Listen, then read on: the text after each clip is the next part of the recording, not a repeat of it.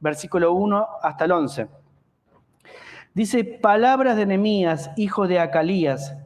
Aconteció en el mes de Quisleu, en el año 20, estando yo en Susa, capital del reino, que vino Hananí, uno de mis hermanos, con algunos varones de Judá, y les pregunté por los judíos que habían escapado y que habían quedado de la cautividad, y por Jerusalén.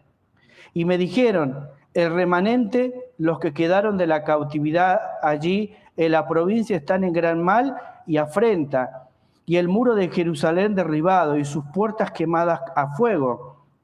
Cuando oí estas palabras me senté y lloré y hice duelo por algunos días, y ayuné y oré delante de Dios de los cielos.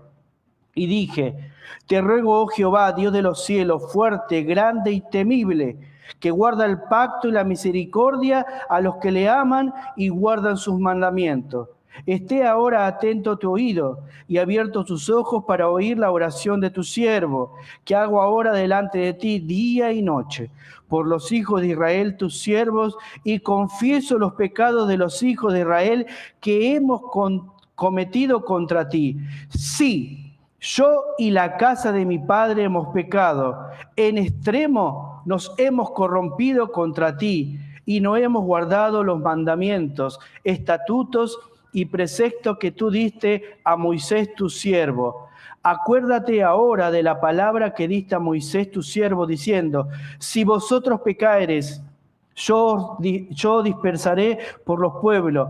Pero si os volviereis a mí y guardareis mis mandamientos y los pusiereis por obra, aunque vuestra dispersión fuera hasta el extremo de los cielos, de allí os recogeré y os traeré al lugar que escogí para hacer habitar allí mi nombre.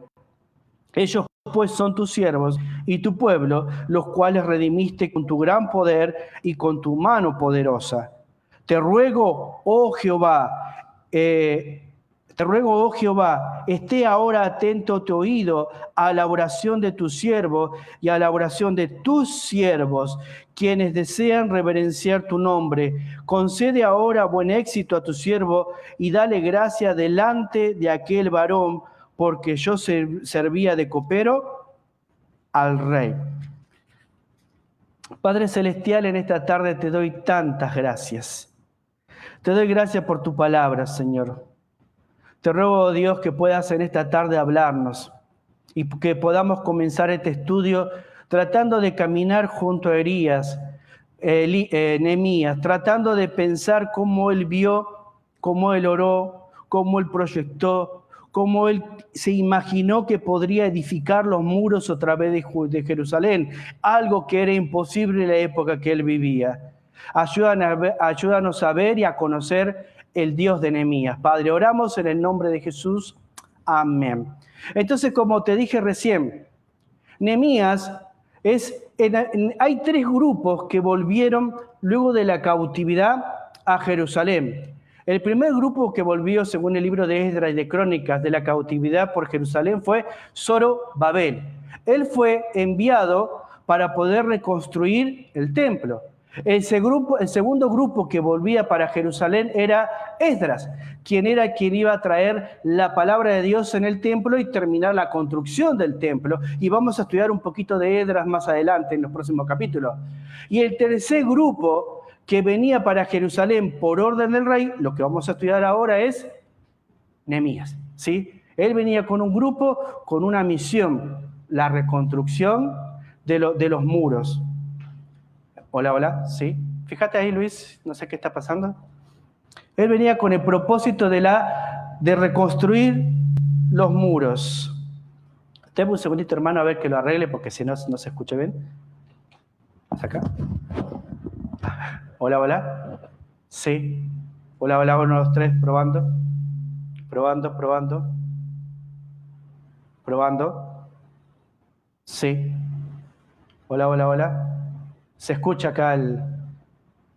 Hola, hola, hola. 1, 2, 3, probando. Sí, ahí está mejor. No, de este lado escucho y me deja sordo, porque están los parlantes que escuchan. ¿Qué cosa? ¿El monitor? ¿Me alejo o me acerco? Ah, hay que apagar los monitores, dice. Hola, hola, hola. Sí. Ahí está. Bueno, entonces, ¿dónde me quedé? Bueno, vamos al grano. Nehemías significa Jehová consuela. Miren qué nombre, ¿eh? Él iba a venir a un lugar y iba a tener el deseo de volver a un lugar donde estaba completamente todo destruido, donde las murallas y la ciudad estaban en llamas, donde el pueblo estaba expuesto al peligro. Ese era el lugar donde iba a venir Nehemías. Y Nehemías, su nombre significa Jehová consuela. Era un nombre, su significado de su nombre era lo que él iba a hacer en Israel cuando él llega, aquel remanente de la cautividad, aquellos que habían quedado dispersos en Judá. Entonces, vamos a mirar ahora 4 distintivos de la oración de Nehemías. Deme un segundito, hermano. ¿Lo sentís, Luis? ¿Ya está? ¿Pero qué es? No puedo hablar así. Hola, hola. Sí. Sí, sí, sí. Hola, hola, hola. Sí. Uso el otro micrófono.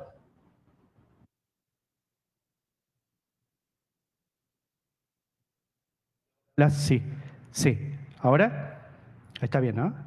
Ahí está. Bueno, vamos a cambiar de micrófono. Es que de allá no sé si se escucha, pero de acá me deja sordo el oído, no me deja hablar. Bueno, entonces vamos a mirar 4 distintivos de la oración de Nehemías, ¿sí? Vamos a tratar de mirar qué lo caracterizaba a Nehemías, qué lo distinguía en este momento que él recibe esta noticia tan terrible de cómo están sus hermanos. Miremos del versículo 1 al 4. Dice en primer lugar, palabras de Nehemías, hijo de Acalías, aconteció en el mes de Quisleu, en el año 20, estando yo en Susa, capital del reino, que vino Naní, uno de mis hermanos, con algunos varones de Judá, y les pregunté por los judíos que habían escapado, que habían quedado de la cautividad, y por Jerusalén.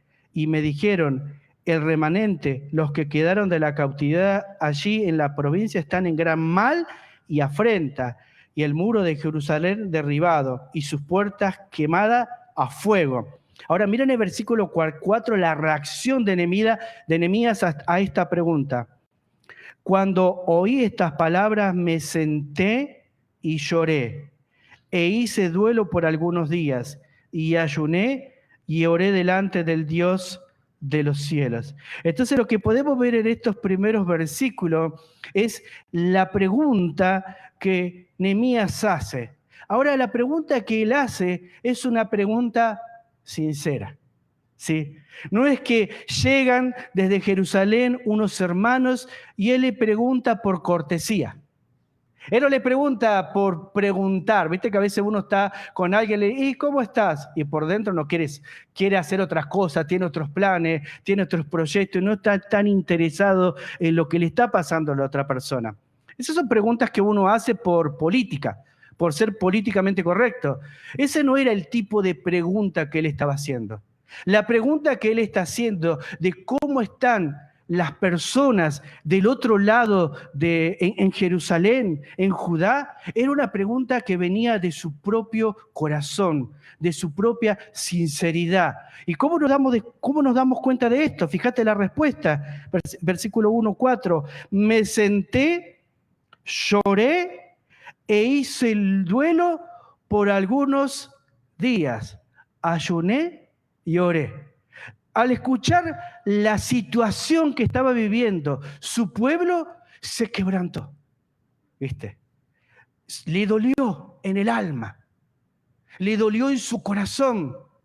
Todo su ser se vino abajo al saber de lo que estaba sucediendo. Recordá que él en el versículo 11 dice que era copero ¿de quién? Del rey. O sea, Nehemías tenía una posición de privilegio y era un consejero del rey, así como lo fue Daniel, así como lo fue Esther y otros hombres de Dios, José, hombres de Dios y mujeres de Dios que Dios utilizó en momentos importantes en la historia de Israel. Nehemías era uno de ellos. Y esa posición importante le llevó a tener la oportunidad de poder hacer algo por su gente, hacer algo por su pueblo. Pero en este momento, en este versículo, nos muestra el quebranto del corazón y que su pregunta era sincera. Realmente le importaba cómo estaba su pueblo. Imagínate que alguien te diga, la casa de tu mamá se está incendiando, la casa de tus hermanos está en ruina, las paredes están todas consumidas, los enemigos nos rodean, la gente, como relataba el profeta Jeremías, cocinaban a sus niños porque no tenían más alimento. O sea, ¿vieron lo que el libro de Lamentaciones, lo que dicen cuando veían que las madres hacían sopa de hijos muertos? Es algo terrible lo que se estaba viviendo en ese momento. Cuando pensés en Lamentaciones, no creas que Jeremías era el profeta llorón, como le dicen algunos. Era un profeta que vio las consecuencias terribles del pecado y la ira de Dios castigando a sus hijos cuando juegan y practican el pecado. Por eso se escribe Lamentaciones. Está Jeremías caminando en ese. Entonces Nehemías se entera de esto y cae en quebranto, ¿viste? E inmediatamente, ¿qué hace luego? Ora. ¿Por cuánto? El versículo 4. Ayuné y oré delante del Dios de los cielos. ¿Sabes? Cuando trabajás en la obra de Dios, parece imposible lo que tenemos que hacer. Por eso es quizá la tensión y presión que el hombre sentía. ¿Viste? Él sabía que algo había que hacer y su corazón se conmovió de tal manera que él quería que se haga algo, pero la pregunta era cómo o quién irá a ayudar a las personas que están allá sufriendo.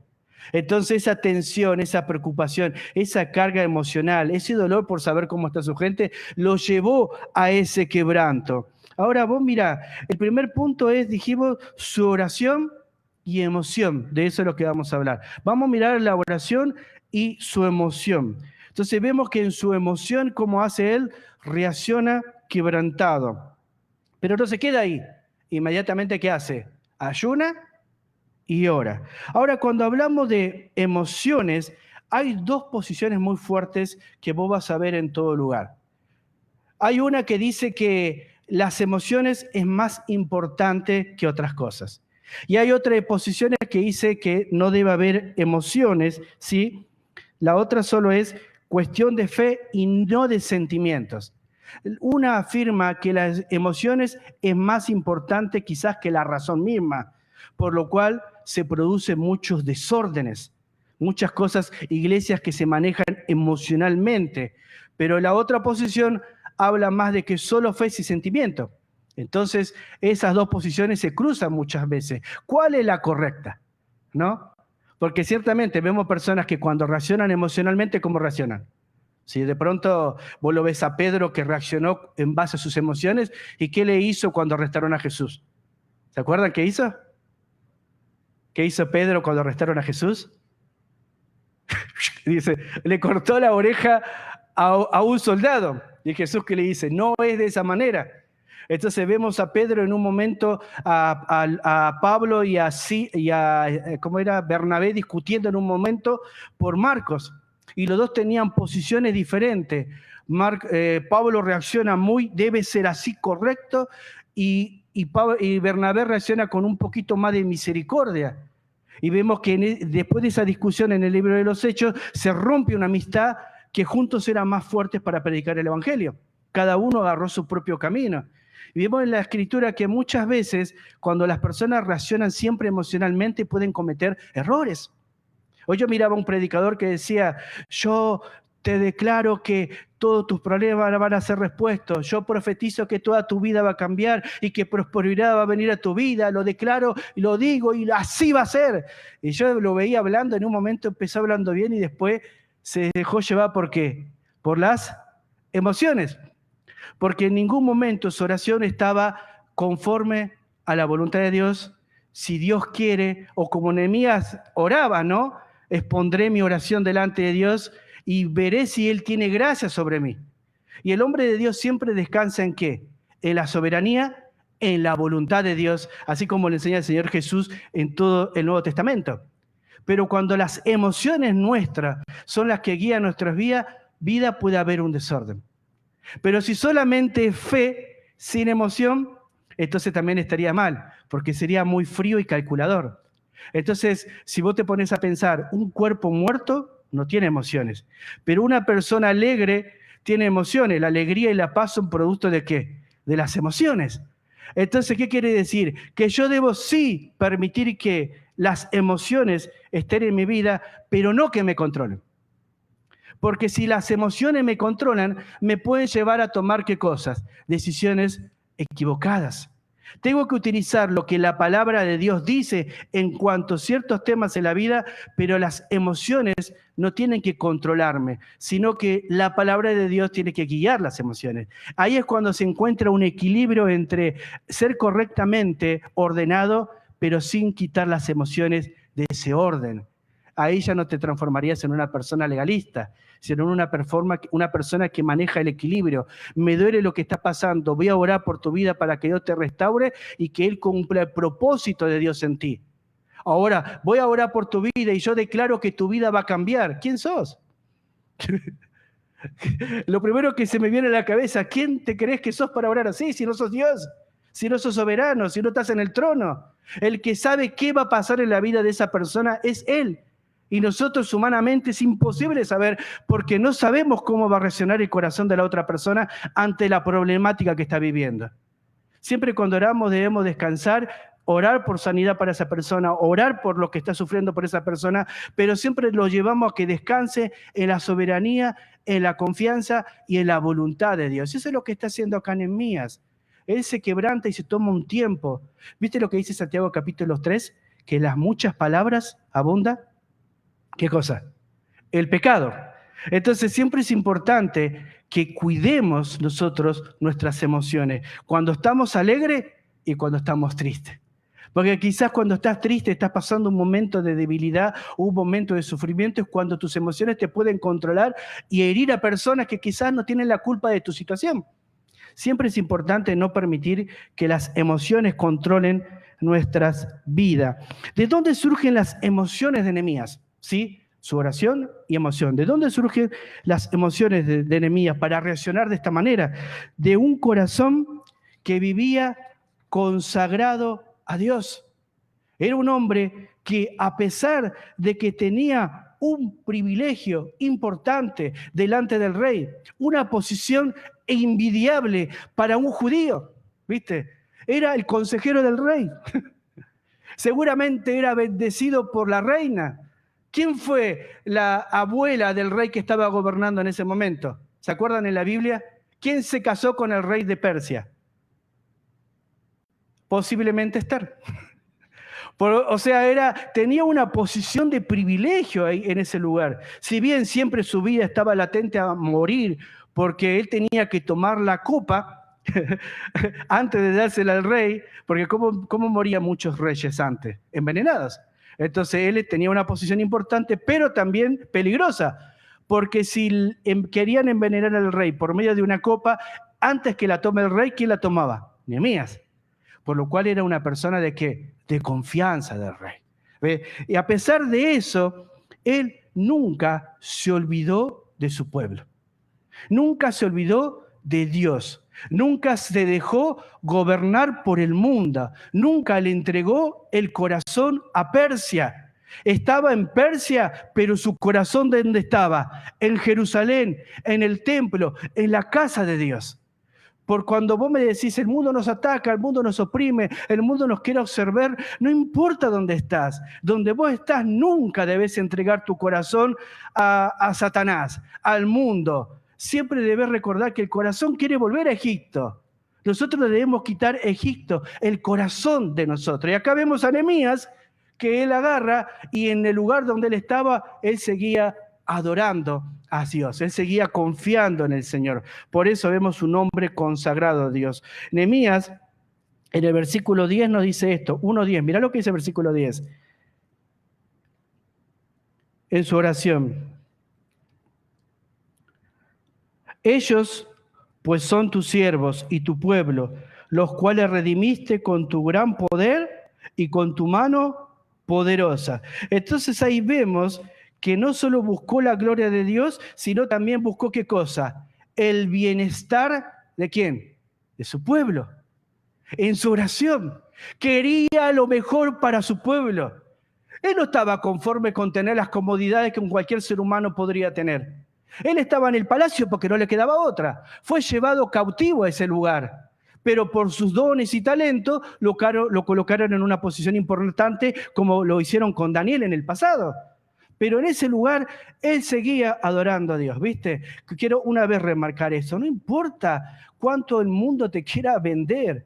Vos vas a decidir si quieres entregar tu corazón al rey, a Faraón o no.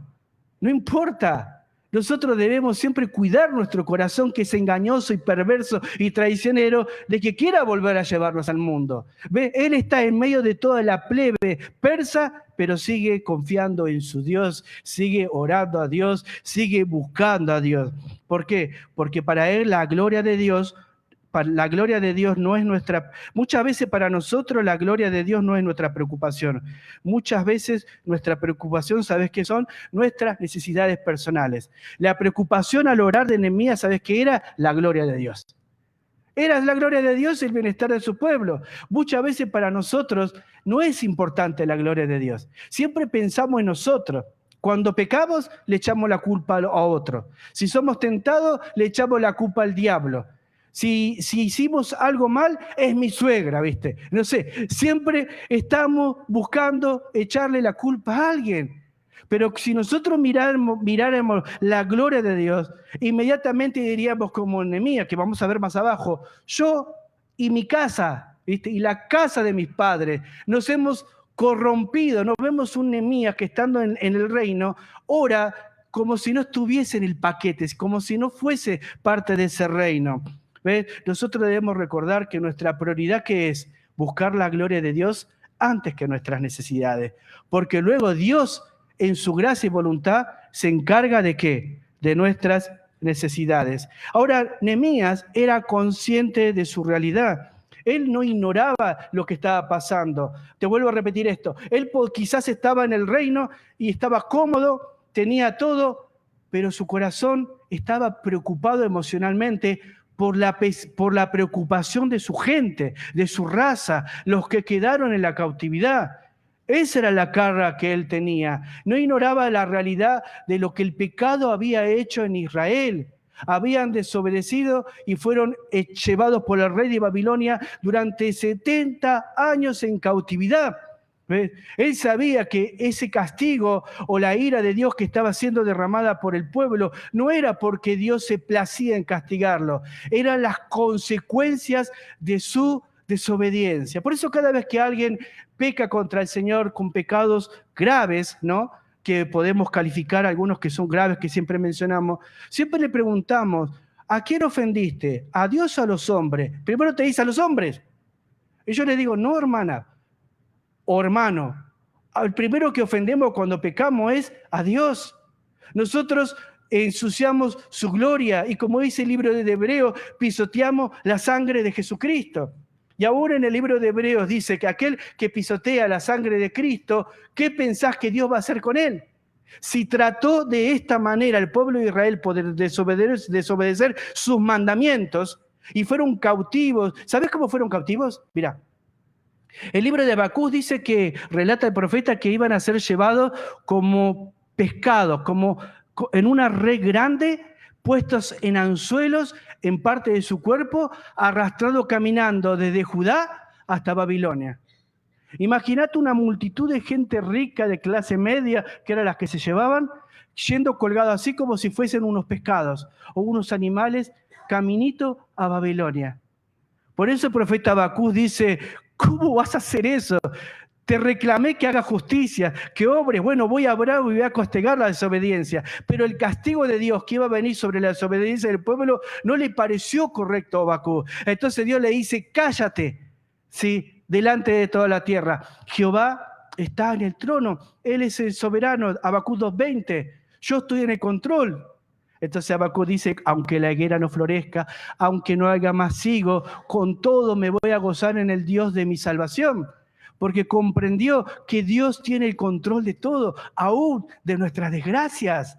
¿Ves? Entonces acá podemos ver que Nehemías, ¿viste?, era consciente de lo que les había sucedido. No era algo casual, no era porque el pueblo era más débil que el otro ejército, sino porque se habían rebelado de tal manera contra su Dios. ¿Viste? Muchas veces pensamos en cómo nos veremos cuando pecamos, en vez de ver en las consecuencias que el pecado trae consigo. Muerte y destrucción, ¿viste? Muchas veces cuando uno peca piensa en que pierde. Yo muchas veces pienso en, cuando peco, ¿qué hará Dios conmigo? ¿Cómo Dios va a tratar mi vida? ¿Cómo Dios va a obrar conforme a mí? Si viví lo que hizo en el pasado, por eso es importante conocer la historia bíblica. ¿Qué hará Dios de mí? Y Hebreos dice muy claramente, si Dios trató de tal manera y castigó a los que desobedecieron en el pasado, ¿qué pensáis aquel que pisoteare la sangre de Jesucristo, su Hijo? Por eso es importante, Nehemías entendía la realidad, ¿viste? Pero también conocía las promesas y las profecías. Se cumplieron 70 años. O sea, las profecías, ahora lo vamos a mirar más adelante, decían que si se arrepentían de todo corazón, Dios los iba a recoger de todos los lugares que Él mismo los dispersó. Pero tenía que haber, ¿qué cosa? Un arrepentimiento. Y lo mismo pasa hoy en nuestras vidas. Siempre tiene que haber arrepentimiento cuando pecamos contra Dios. E indirectamente siempre pecamos contra nuestros hermanos. El pecado siempre va a traer consecuencias. Vemos que él entendió la realidad. ¿Sabe cuándo me pasó a mí esto? Yo aprendí esta lección cuando un día estaba trabajando en un balancín. Un balancín en Argentina son edificios altos que se cuelgan del lugar de afuera para levantar ladrillo o hacerles un revoque con cemento y cal, que se hace todo el edificio por afuera. Yo me acuerdo, tenía 19 años, estaba en el piso 42, 43 que va arriba, colgado de afuera. Y con unas cosas, balancín se llama porque se suben con unas cosas así. Y se iba para arriba y un día estaba medio borrachín. Estaba mal. Y me decía mi primo, no subas, estás mal. No, yo voy a subir y yo, ponete el cinturón de seguridad porque el seguro no nos va a cubrir si pasa algo. ¿Qué me va a pasar a mí? Un superhéroe me creía. Me salté por la ventana, me subí sin nada, sin el equipo, empecé a trabajar. Pero en un momento el sol era tan fuerte ahí arriba que me empecé a marear. Y me estoy por caer y mi primo me agarra, tenía pelo largo, me agarra del pelo y me tira para adentro. Y me da 3 cachetazos y me levanto. En ese momento, cuando él hace eso, algo sucede que el balancín, una parte se rompe. Y todo hace así, todo para abajo, así. Y veo que todo el cemento, ladrillo, todo caía hacia la avenida, hacia la calle. Se escuchaba, y de pronto yo hago así, se me fue la borrachera en 5 segundos. Agarré a mi primo agarró, justo saltó para el lado de donde estaba la ventana. Yo no llegaba porque tenía un fierro que iba para arriba que me tapaba. Entonces lo único que atiré con una mano, agarré una linga de metal y me quedé colgado así con una mano. Toda la mano me había quemado. Me quedé ahí y con los pies agarré de una pequeña soga que quedaba desde arriba, que era para la soga que se tenía que ponerle a la espalda. En ese momento dije, ¿por qué no me puse el seguro? Nunca me había pasado nada, pero cuando estaba ahí colgado, pensando los años más adelante, cuando ya estaba sobrio, ahí entendí la realidad y las consecuencias terribles de desobedecer al seguro cuando te dice, tenés que subir con el equipo, porque si te caes, es tu responsabilidad, son tus consecuencias y no te vamos a pagar. Así el seguro funciona. En ese momento, cuando yo caí, dije, el seguro siempre me está advirtiendo que hay peligro. ¿Ves? Y cuando pensé en eso, ahí entré en la realidad que si yo me caía o me pasaba algo, esa desgracia no era consecuencia de un accidente. Esa desgracia era, ¿qué cosa? Consecuencia de mi desobediencia. Lo que Nehemías está tratando de hacer es, cuando él dice hemos pecado, él está viendo las consecuencias de lo que está pasando en Israel. Era porque ellos habían desobedecido. Ahora podían ver realmente lo terrible que era jugar con el pecado. Habían jugado con el pecado, habían blasfemado el nombre de Dios, habían matado al profeta Jeremías de una forma terrible, lo despedazaron en pedazos. A los profetas los mataron, a los hombres de Dios los quemaban vivos, a Isaías lo aserraron con una sierra y lo crucificaron al revés como un poste. ¿No tenés idea cómo los hombres de Dios por predicar la palabra morían? Y esto lo hacían los reyes de Israel. En extremo se habían corrompido. Entonces, Nehemías, ¿qué era? ¿Qué nos muestra? Que él entendió la realidad de lo que estaban viviendo y las consecuencias que era el pecado. Entonces, necesitamos ser conscientes de lo peligroso que es jugar con el pecado. Cuando tenemos conciencia de lo peligroso que es jugar con el pecado, evitaremos cualquier tipo de peligro que nos lleve a querer jugar con él. Debemos pedirle a Dios que siempre esté atento a nuestro corazón a la sabiduría para no caer en la red del pecado. ¿Vieron que dice el apóstol Pablo? El pecado, en el capítulo 2, nos asedia, está al acecho. Y hoy en día tenemos que tener mucho cuidado de no caer en sus trampas para no sufrir las consecuencias. En segundo lugar, otro distintivo, no solamente es su oración y su emoción, sino es su oración y fe. ¿Quién es Dios? Entonces él dice en el versículo 5, y dije, te ruego Jehová, Dios de los cielos, fuerte, grande y temible, que guarda el pacto y la misericordia a los que aman y guardan tus mandamientos. Jehová, la expresión Jehová es en realidad la transcripción de una sigla hebrea usada para referirse a aquel a quien no se puede nombrar con palabras humanas. ¿Quién es este Jehová que Nehemías invoca? Y acá podemos ver lo que Nehemías aprendió de Dios, algunas cosas que él aprendió de Dios. Por ejemplo, es que Jehová es aquel que se reveló en el diálogo con Moisés diciendo, yo soy el que soy. Éxodo 3 al 15, si lo querés anotar para leerlo. Yo soy el que soy, es aquel que se le reveló hablando a Moisés. Es decir, soy quien soy y no hay otro como yo. No hay ninguna palabra que me defina. No hay comparación posible conmigo. Soy el creador, no creado. El que siempre ha sido, es y será. No hay términos humanos que enlacen a explicar a Dios. Y este Dios que dice Nehemías es un Dios que se nos acerca como Padre amoroso y podemos tener comunión íntima con Él por méritos de Jesucristo. Podemos hablar con Dios directamente por los méritos de Jesucristo.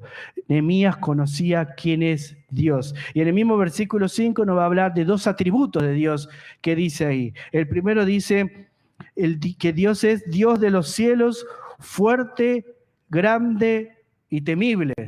Esa es la descripción que él hace del Dios. Y este gran Dios, fuerte, grande y temible, puede hacerlo todo. Es un Dios poderoso. No hay nada imposible. Y a ese Dios invoca Nehemías. A ese Dios que puede hacer lo que Él quiere, cuando Él quiere y donde Él quiere.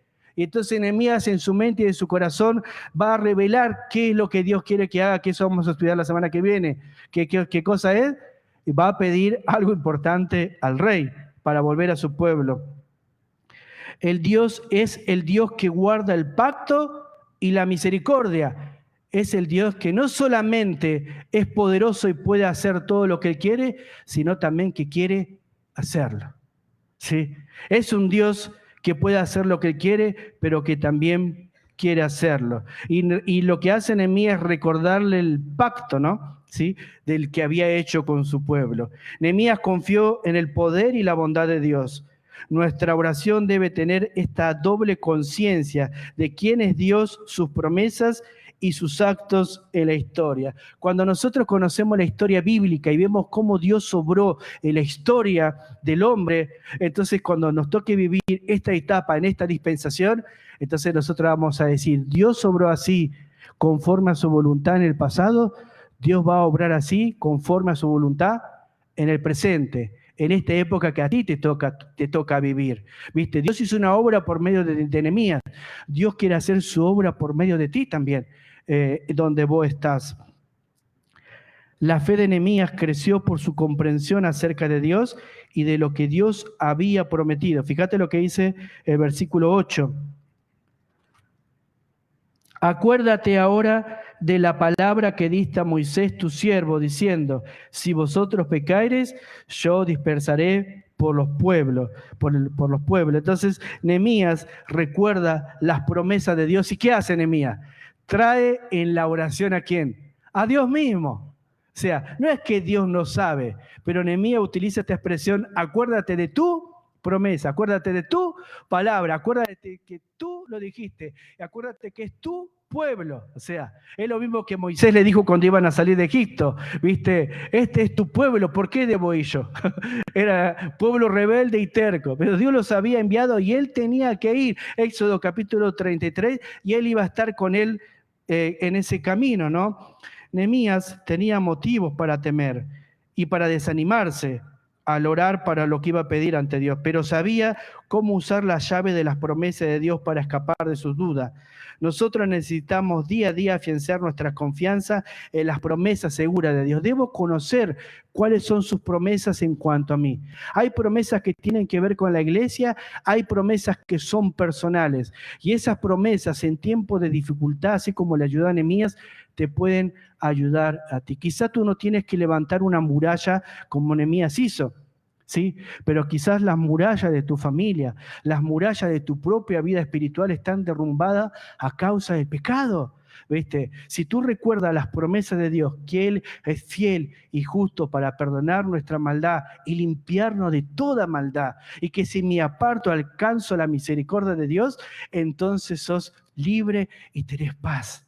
Entonces tu corazón puede ser renovado y transformado para su gloria. Pero si no recuerdas esas promesas y cuando caes en pecado, lo que va a venir para ti es el enojo, la amargura, la soledad y la desesperanza. Y nunca te olvides que Dios es un Dios de esperanza. Tú quizás no te toque levantar unas murallas, como lo hizo de Nehemías en una ciudad, pero hay murallas en nuestra vida espiritual que quizás están rotas y necesitas que se arreglen. En el versículo 6 y 7 decía Nehemías, esté ahora atento a tu oído y abierto tus ojos para oír la oración de tu siervo, que hago ahora delante de ti día y noche por los hijos de Israel, tus siervos, y confieso los pecados de los hijos de Israel que hemos cometido contra ti. Sí, yo y la casa de mi padre hemos pecado. En extremo nos hemos corrompido contra ti y no hemos guardado tus estatutos, preceptos que diste a Moisés, tu siervo. Entonces acá en el tercer punto podemos ver otro distintivo, es su identificación y confesión. Él agarra, dice, tu pueblo pecó, pero yo soy tu pueblo. Por lo tanto, yo y mi casa hemos pecado, pero nos hemos corrompido ¿cómo? En gran manera. Se identifica, no se aparta. ¿Ves? Y cuando hay pecado dentro de la iglesia, nosotros siempre debemos trabajar ese pecado y debe haber arrepentimiento. ¿Para qué? Para que la iglesia sea purificada. Y cuando eso sucede, yo voy delante de Dios y no digo, el hermano fulano pecó, la hermana fulana pecó, el niño pecó, el líder de sonido pecó. No, yo voy y digo, hemos pecado contra ti en gran manera. Y ahí es cuando Dios viene y trae la restauración, no solo en la vida individual, sino también en ¿qué? En el cuerpo de Cristo. Lo que Nehemías quería era que Dios le diera una oportunidad al pueblo de volver a Israel, de volver a restaurar los muros, el templo y volver a tener prosperidad. Pero antes tenía que haber ¿qué cosa? Confesión, declaración desde el fondo del corazón que se habían corrompido.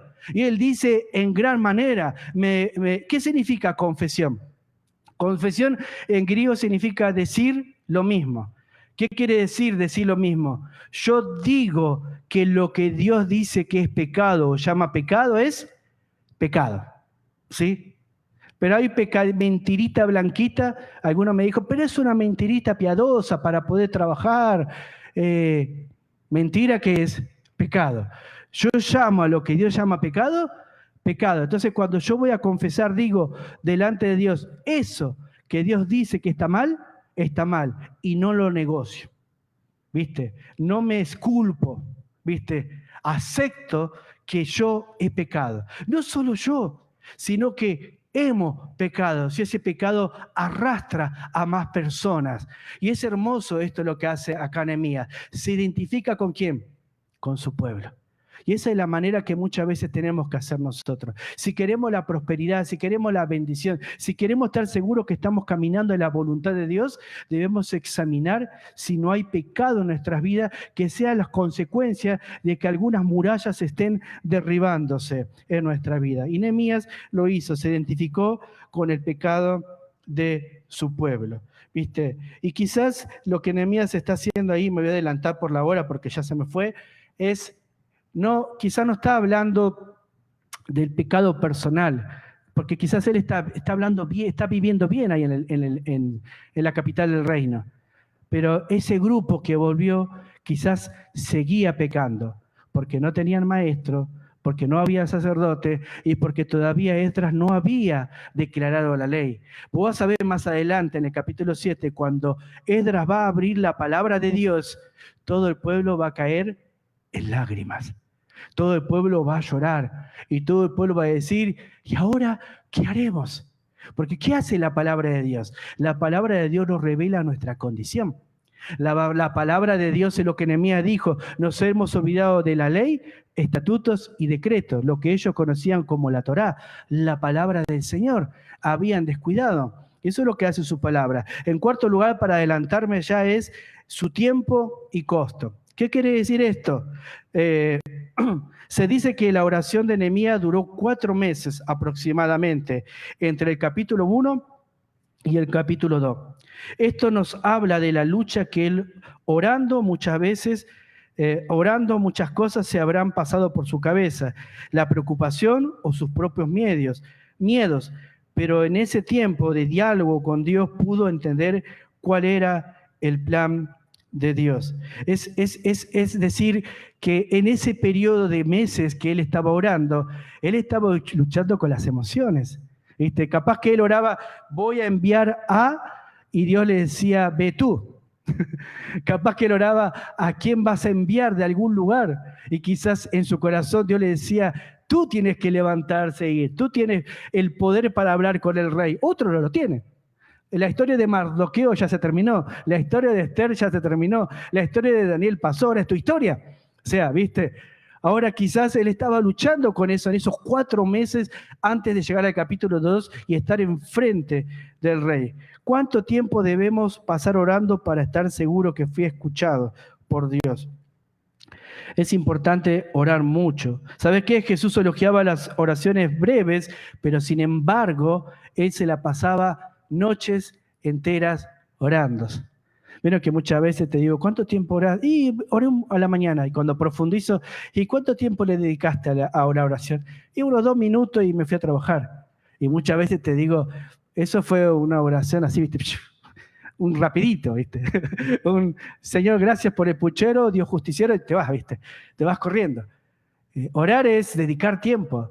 Orar es desarmar tu corazón a Dios. Orar es tratar de profundizar y sentir que su presencia toca tu corazón y toca tu alma. Es estar en el altar y no querer despegarte porque su presencia te quema, su presencia te quebranta, su presencia te va transformando tu vida, su presencia te hace ver lo miserable que sos y solo por su gracia podés pasar tus misericordias por su corazón. Y las misericordias de Dios y su palabra que se renuevan cada mañana. Cuando estás en tiempo y contemplando en la presencia de Dios, escondido y sumergido ante Él, es cuando entonces realmente te parás como un poderoso, con una autoridad que solamente Dios la puede dar, con una seguridad y confianza que Él puede proveer a aquel hijo que confía y acepta lo que Dios ha discernido para él. Y en ese tiempo de oración, muchas veces vos te pones a orar y Dios va cambiando. Por ejemplo, cuando oramos y pasamos tiempo con Dios, empezamos a sentir que algo está mal. Por ejemplo, yo quiero hablar de cierta persona, ¿viste? Y él quiere hablarme de mi pecado. Yo voy a orar y voy a decir, Padre, ayúdale al hermano a que pueda restaurar su vida o que vea que ese pecado le está trayendo consecuencias. Y cuando empezás a orar, de pronto Dios te dice, pero yo quiero hablar de tu pecado. ¿Viste? Yo quiero tratar lo que a ti te está pasando. Yo quiero que vos evalúes eso que estás haciendo mal, aquello que te está destruyendo tu vida. Entonces, ¿qué hace el Espíritu Santo? Cambia qué cosa. El sentido de la oración. ¿Querés orar por otro? Pero Dios quiere hablar de ti. Otro ejemplo puede ser, yo quiero hablarle de África para las misiones y Dios quiere hablarme de mi vecina. Muchas veces quiero hablarle sobre ir a conquistar el mundo para Cristo y Dios te dice, bueno, yo quiero que alcances a don Tomás que vive a 2 casas de tu casa. Sí, pero Tomás es un viejo terco. No, yo quiero que vayas y le prediques al viejo. Vas en mi nombre, vas en mi poder, vas en el poder de mi palabra. No eres tú el que va a obrar. Y cuando oramos, ¿qué hace el Espíritu Santo? Nos va transformando la forma de pensar. Yo vengo con una lista de cosas para pedirle que quiero hacer, pero Él viene a mí para que haga una sola cosa. Yo voy y le digo, Señor, yo quiero hacer esto, y quiero alcanzar, y quiero ir a los pobres, y quiero hacer esto, y de pronto el Señor te dice, no, solo quiero que hagas una cosa. ¿Viste? Que te detengas y seas fiel en una sola cosa. ¿Viste? Pablo dice, una sola cosa hago, olvidando lo que queda atrás, extendiéndome a lo que está delante. Entonces muchas veces Dios va a cambiar el sentido de nuestra oración. Quizás vos decís, querés servir en Argentina y Dios te dice, no, yo te quiero en Estados Unidos. Y muchas veces Dios hace esos planes en nuestro corazón. Por eso ese tiempo que pasamos con Dios es tan importante, porque ahí es donde Dios obra y nos da sentido a lo que queremos hacer. Y quizás Nehemías estaba orando para irse, para que vaya otro a servir a Israel, y Dios le dice, no seas hipócrita, ¿por qué no vas vos? Y eso es lo que pasó durante esos 4 meses. Esa fue las luchas que él tuvo hasta que entendió cuál era el plan de Dios, y armó un plan y un proyecto antes de estar ante el rey, que eso es lo que vamos a estudiar la semana que viene, y porque él es un líder con todas las características que teme al Señor. Y cerrando en esta noche, ¿habrá alguna muralla que el Señor quiere que levantes? ¿Cómo está tu vida espiritual? ¿Estás orando por un hermano o estás orando por vos? Siempre estamos acostumbrados a mirar la paja que está en los ojos de mis hermanos, no en la viga que está en mi ojo. Y cuando nos convertimos así, nos transformamos en personas que no solamente somos juiciosas, sino somos legalistas. Y cuando hablábamos hace rato de la emoción, debemos tener cuidado de no caer en la emoción de creer que somos perfectos cuando no lo somos. ¿Cómo están las murallas de tu vida? ¿Tendrá Dios que reconstruir algo? ¿Cómo está el templo? ¿Con qué estás luchando que no te has arrepentido todavía y sabes que tarde o temprano ese pecado te va a alcanzar? ¿Qué te está pasando en tu vida que quizás decís, bueno, Dios, pero la tentación es tan fuerte, pero Dios me va a perdonar? Hermano, recordá. El pueblo de Israel creía que Dios, por más que ellos eran elegidos y especiales para Él, nunca iban a ser castigados, y el castigo vino. Y Dios nos advierte lo que sucede cuando su hijo o su hija juega abiertamente, practica con el pecado. Por eso es importante reflexionar y mirar hacia adentro. ¿Qué es lo que Dios quiere hacer con tu vida? ¿Hay alguna muralla que levantar? Bueno, vení con Nehemías. Decí, he pecado. He pecado. Y he pecado delante de ti y delante de mi pueblo. El pecado no solo te daña a vos, daña a tu esposa, daña a tus hijos, daña a tu iglesia. El pecado trae destrozo a la vida. Por eso el Señor en esta noche te llama, levanta los muros que estén destruyendo tu vida. No te quedes ahí. Dios dice, si te arrepentieres, te recogeré de los confines de la tierra. Te atraeré hacia mí. Solo si hay arrepentimiento. Padre Celestial, en esta noche te damos tantas gracias por tu palabra. Gracias, Dios, por exhortarnos, por animarnos, Padre, y por desafiarnos, Padre, a tener vidas que te agraden. Oramos, Dios, que nos bendigas en esta noche, que bendigas tu iglesia y que tu palabra, Padre, obre en cada corazón conforme a tu voluntad. Oramos, Padre, en el nombre de Jesús. Amén.